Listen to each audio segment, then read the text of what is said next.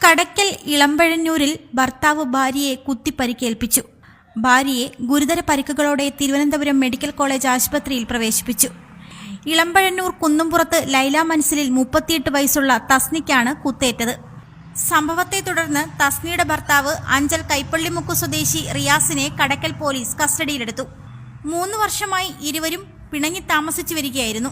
ഇന്നലെ രാത്രി 10:30 കുട്ടികളെ കാണാനെത്തിയ റിയാസും തസ്നിയും ബന്ധുക്കളും തമ്മിൽ വഴക്കുണ്ടാവുകയും തുടർന്ന് സംഘർഷമുണ്ടായപ്പോൾ അവിടെയുണ്ടായിരുന്ന കത്തിയെടുത്ത് തസ്നിയെ കുത്തുകയായിരുന്നു.